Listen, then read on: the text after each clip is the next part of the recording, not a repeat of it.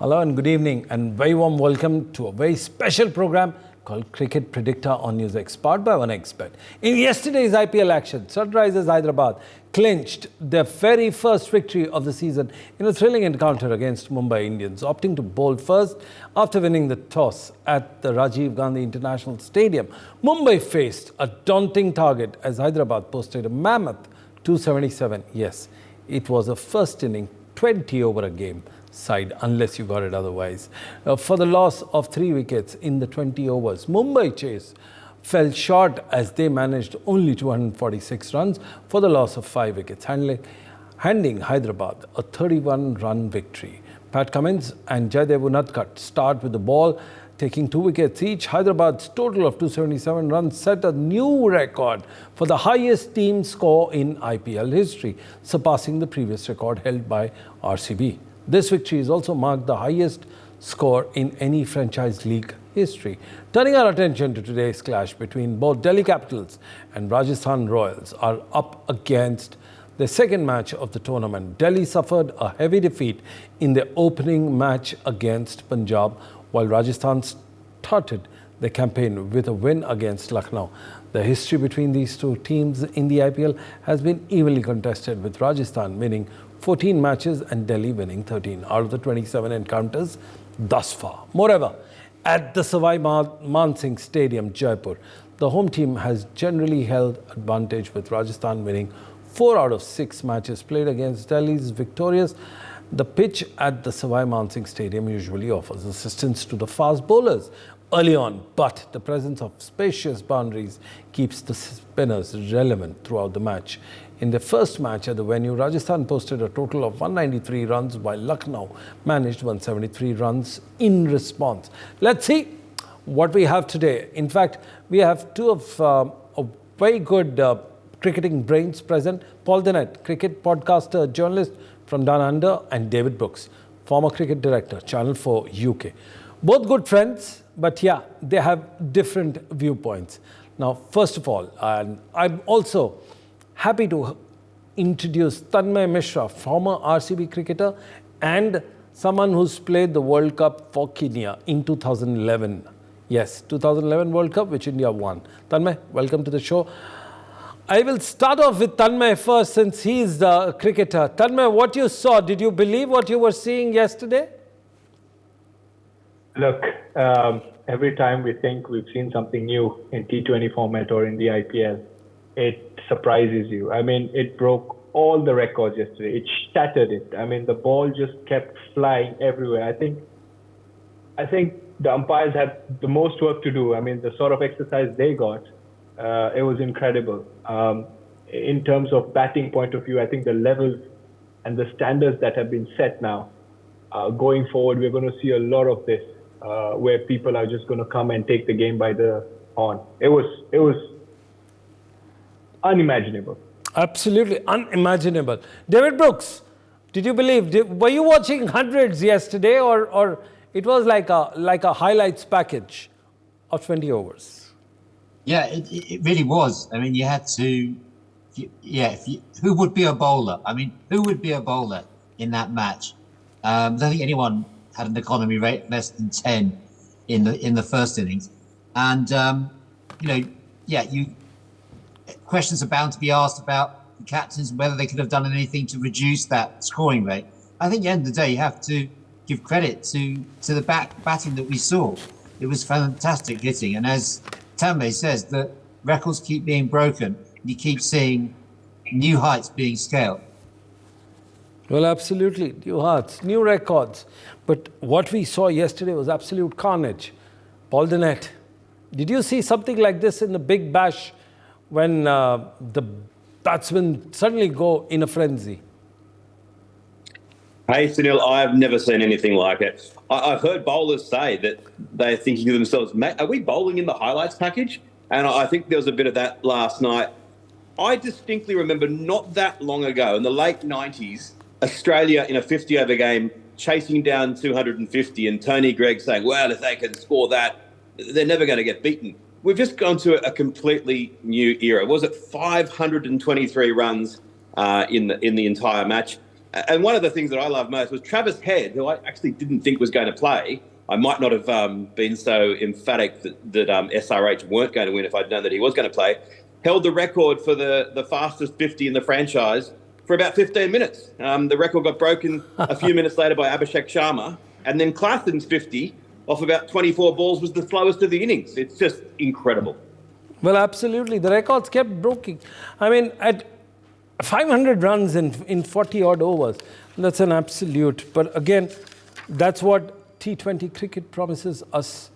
Every day is a new day, and you've got to be expecting a new surprise every day. Well, moving on in today's match, what is today's pitch looks like? I mean, it's a spin-friendly in the nature. The surface of the Savai Madhav Singh in Jaipur also provides good assistance to the spinners, even though they find it like a paradise. As the last match between Rajasthan Royals and LSG went quite a bit against the stars of the matches played in this part of the world, what do you make of the pitch, and especially team batting first and second? Because team batting first has won only 19 times as compared to team batting second. Now, what do you make of it? Tanmay, if I were to come look at you and show you these stats and facts, what do you make of it as a former player? I think it just goes to show that the wicket gets slower as we get into the day. But I still believe, because it's still early in the season, wickets are still fresher. So they're still good to bat on.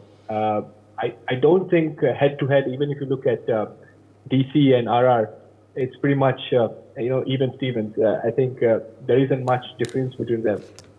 It just goes down to show, if we were to take anything from the game, it's about trying to own your skills and trying to back yourself and trying to make sure that you hit the right sort of length and not let any team go hard in the power play. I think that'll be key. If there is any lesson we were to take from yesterday, I think both teams, especially with DC having 2 World Cup winners with them in Marsh and Warner, they'll try to replicate the same thing. And same with Joss and Jaiswal, they will try to do that. So it's about trying to keep the first 6 overs for me, if there is any takings. Wicket, as much as it's just the second game they're going to play, I don't see much difference. Later on, maybe in the tournament, slightly sluggish. It will get slower, but I still think it's going to be a batting paradise today. Well, that's an interesting point here. Let's look at Rajasthan Royals' batting lineup. Yes. Let's look at Yashasvi Jaiswal, Sanju Samson, Ryan Prab, and Dhruv Jurel. What do you make of it, Paul Dinette, when you look at the 4 big guns when it comes? Yashasvi Jaiswal, Sanju Samson, Ryan Parag, and Dhruv Jurel. Your views? Oh, it'll be interesting if Parag actually plays. I think there's some question about whether they might have to bring in Dubey, but Butler's an interesting one.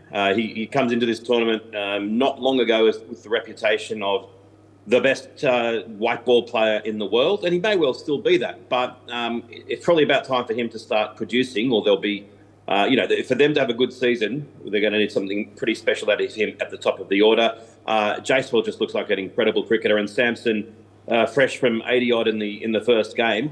It is a powerful lineup, and I seem to be saying this a lot in this show, but as an Australian, I'm a bit nervous because with Ponting and Warner and Marsh, the coach and the 2 openers for Delhi. Delhi didn't have a good season last year. If they go 0-2 after today, then I'm going to be a bit nervous because I really want Ricky Ponting to succeed in the coaching franchise, as a coach in the IPL. He's a wonderful commentator. He's a wonderful player. He has everything he should have to be a great coach, but it could start to get interesting if they lose today. Well, it's very interesting that we talk here about the Rajasthan Royals. Let's shift our focus. David Brooks, let's look at Delhi Capitals. David Warner scored 317 runs in the last 10 matches with an average of 31, but almost a massive experience of more than a decade and a half. What do you make of David Warner, Mitchell Marsh, Shai Hope, and Rishabh Pant in the lineup for Delhi Capitals? Well, David Warner has to be feared in T20, doesn't he? He can turn any game. He can get off to a huge start. And he must be good to keep. And keeping Mitch Marsh there as his opening partner, keeping out Prithvi Shaw, who I really like. I'd love to see him given a game. I know he's the forgotten man. As far as Shea Hope's concerned, first IPL, there'll be pressure on him to to accelerate and deliver the sort of run rate that the team's looking for. And Rishabh Pant, there's so much focus on him, so much pressure on him coming back, and with the sort of additional responsibility of the captaincy. I think it may take 2 or 3 matches for him before we see the old Rishabh Pant, before we see him really. So I think there is a question mark there over the middle order. And whereas with Rajasthan Royals, we don't have those. We've already answered some of those issues. So I think comparing the two, notwithstanding the lack of form of Butler and Hetmeyer, who've yet to deliver, I would say Rajasthan Royals have the edge in the batting department. Well, absolutely. They do have some good batters in the side. But let's look at the impact players that we have. Very interesting lineup we have. Rajasthan Royals, Hetmeyer and Berger. What do you think of Paul Dinette? What do you think of Hetmeyer and Berger as the impact players for Rajasthan Royals? Oh, Hetmeyer, I've seen him score lots of very quick runs over the years. And Berger, he's got a very impressive record, an economy rate of just 7.4 in T20 cricket. Is anything under 8 these days? Well, I'll tell you what, anything under 9 the way that it's going.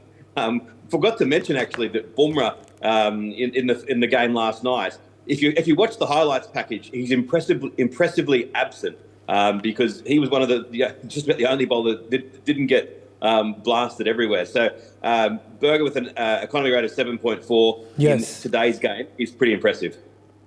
Well, that looks very interesting. If I were to talk about the Delhi Capitals player, I would look at Shai Hope and Kuldeep Yadav. Paul, if you want to extend this conversation to these 2 impact players, your views now. I think it's wonderful how Kuldeep Yadav has kind of re-emerged, because I remember when Australia toured India in about 2017, he actually pretty much won the Border Gavaskar Trophy in the final test match. Australia looked like they were going to win, and he spun India to victory. Then he had a bit of a dip, but he bowled so well in the recent test series against England as well. And whenever you've got a really high-quality wrist spinner, it's just so much fun to watch. And Shai Hope, he's kind of more known probably by me as a test player. I've seen him score some big innings at test level and quite slowly, but he certainly can go through the gears at T20 level as well. Well, very interesting fact here. Batting first wins for RR is 5. Batting second wins are 4. And when you look at the average winning margin for DC is 32.8. Average overs played to chase the target is 18.2, which certainly goes on to prove that it is definitely a pitch that supports the team batting second. However, when you look at the previous match and when we look at the figures and the stats, it clearly shows that it is, horses for courses. This is a new laid out pitch. You score a big ton there and let the people chase, it falters. Your views, Tanmay, you've been a player yourself. Do you think these historical data, facts, do they hold any ground, especially when you're looking at, when you're looking at the pitch, playing condition, the air, the humidity, the dew, and all the factors put together? Your views, Tanmay. I think they are taken into consideration, especially when you don't know what you're up against, especially with this new sort of RR side. They've got a lot of Indian players. They'll be wary. But I just think in every IPL I've seen this, like whatever happens, it sort of carries on. And I honestly believe this. What happened yesterday will be playing in a lot of minds. Like you said, batting first. No one wants to chase a big total. And, we've spoken about dew. We have. And, it's an advantage. There are sometimes the dew factor comes in. But what happened yesterday might just be a factor in teams deciding to bat first, at least in the first half of the season where they try bat people out of the game. Tanmay, you've had... I'm going to hold you there. You've had experience of playing there in the dugout for 2 seasons, am I right, for RCB? Just take us through exactly, when you see balls flying all over the park, outside the fence, into the stand, do you get, is there a sense of unnerving and uneasiness, especially when you, as a bowler, when you see something like this happening? What's playing back in your mind? Well, I'll give you two examples of Yes. how it feels. One in the winning side and one on the losing side. We had just come back in the 2014 season from Dubai, and Right. we needed an important win against Sunrisers. And I think Right. we were about 60 or 70 for 5, and AB was still batting. And we needed about 12 runs and over to go. And this was at the Chinnaswamy, and AB hit a couple of sixes, and you could not hear the next guy sitting next to you. You couldn't hear him. That's how impactful it is. Now think about, as soon as the crowd gets loud, this is us in the dugout. Do you blank out or celebrating. something? Absolutely. It's just bowlers, fielders, they just look at each other. And I'll give you another example. We were playing the same season RR, where RR were chasing about in 4 over 66. And Steve Smith, I remember this very clearly, hit Ashok Dinda for 2 sixes of that 16th over. And we went numb. And they finished that game, I think, with 1 over to spare. So once the ball starts flying, it takes huge courage to try get back into the game. So you saw the crowd yesterday. I mean, Absolutely. Mumbai has a really good fan base. Well, the idea of this show, Cricket Predictor, is to get beyond the stats and the score and understand where the player is coming from. Just take us through, what would Daniel Vittori at your time, I think he was your coach at that point of time, what would he say? What would he tell you? I mean, in the team meetings when you eventually get hit, and then later on you had another very famous assistant coach in your ranks. I think it was Bond? Yeah. Yes. So because they are the head coaches, but at the same time, head and the assistant coach, and at the same time, they know you're going to be eventually getting hit. So what is it that happens in the dressing room, in the team meetings at that point of time? I think it's been over a decade right now. You can share with our fans right now. So I'll share this story with you. When we were winning games, so Dan Vittori sort of had his one trouser up till his legs, till his knee. So he sort of believed that it's good karma. So he just kept, doing it because we were winning games. And the moment it turned out that we weren't, the first thing he did was try to calm players around and made them focus on the Just present. a quick question. Let me slip in one more. Do you deliberately slow down the game at that point of time when you're getting hit out of the park? You can, but with the fines these days, which being so severe, they've left. And there is even timeout. So, that sort of takes away. It's just about keeping calm under pressure. It's absolutely about, and the coaches. I remember when I was playing for Deccan Chargers with Sangakkara, he emphasized the same thing, Dan Vittori, and both world-class players. They will emphasize on just being calm, and we have a thorough meeting about these things and every individual player. Absolutely. Where we sort of have plans. Tanmay, so you stick to your plans. We'll have to quickly hold you there with your conversation. In fact, in the next 60 days, we will come back to you with those anecdotal stories that will help our fans to understand the dressing room mindset and the mind play. But right now, the last question of our segment, and I'm going to start the wrap up from you and go on to David Brooks next. What is your cricket predictor moment today? Who's going to win, why, and who's going to be the eventual hero? Just a prediction.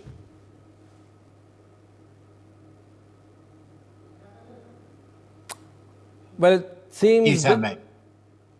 David Brooks, you can carry on. Go on. Okay, I'll just leave him before Tanmay. It's fascinating to listen to Tanmay there, and what it's like to be actually in the dugout and involved in the heat of the action with the crowd and everything.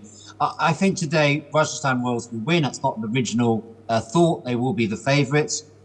In terms of standout players for me, I'm still influenced by what I saw in the Test series, the sort of the emergence of Jaswal and Jurel.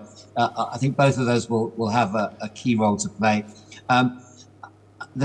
But pressure on Butler has to deliver sooner or later. He had a dismal World Cup, but he did look good in South Africa's T20, so maybe he'll come good today. And the bowling, Trent Bolt, lethal at the start of the innings, isn't he? And if he can break up that partnership with Warner and Marsh early on, then Rajasthan, for me, very interesting point, and we're going to come back to Tanmay if he can hear us.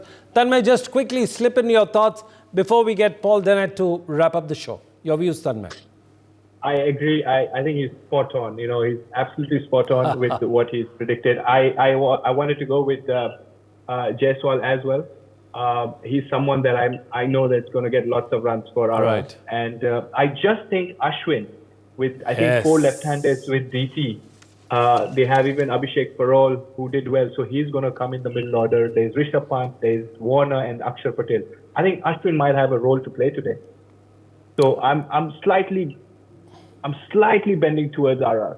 Absolutely, RR. Some old friends there of Tanmay playing in RR. We know for a fact he doesn't want to spill out those names. But we're going to go back to Paul Dinette before we wrap up our show. Paul, you don't have favourites here except those 3 Aussies who are in the dugouts. Your favourite team? I'm picking RR as well. That way, I mean, I do think it, but also if it's wrong, there's 3 of us, so I can't get too much blame. And I really agree with Tanmay. I think that Ashwin's he's going to be devastating tonight. He's probably one of the 2 best Indian cricketers I've ever seen in my life, and he's done so many good things against Australia. I have such huge admiration for him, and I agree also that we might see something from Akshar Patel for Delhi. Well, absolutely. Everybody seems to forget Yuzvendra Chahal, the guy who tormented the foreign teams for a long, long time. But I think he's got a lot of work to do.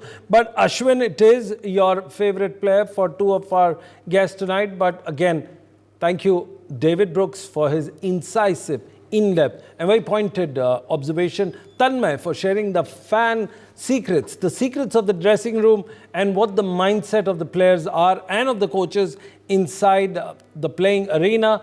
And Paul Dinette, you call spade a spade, no matter which part of the world you are. And hopefully we'll find you in India very soon. That's all we had time for on Cricket Predictor. For more such videos, subscribe to the NewsX YouTube channel, hit the bell icon.